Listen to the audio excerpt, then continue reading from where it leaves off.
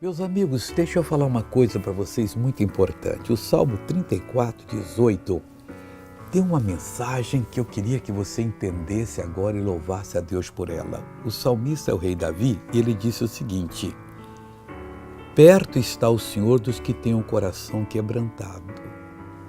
Se você tem um coração quebrantado, você está diante de Deus, aí dizendo: Deus, me ajuda, eu não quero ser o que eu tenho sido, eu tenho que mudar, Deus. Não importa a sua idade, você pode ser um jovem bem jovem ou pode ser um idoso bem idoso.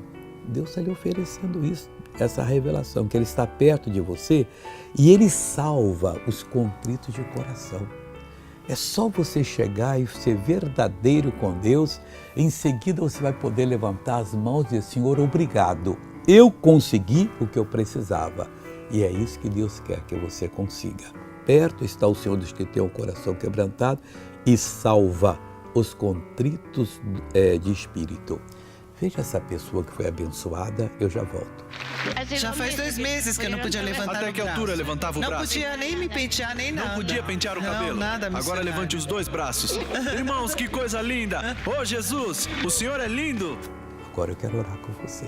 Eu quero pedir a Deus para tocar em você e Deus curar. Pai, muito obrigado. Obrigado pela revelação que o Senhor está perto daqueles que têm o coração quebrantado. Está do lado deles. Está à disposição deles para ouvir a voz, o pedido deles e resolver a situação. E o Senhor salva os contritos de espírito. Ah, meu Deus, salva agora.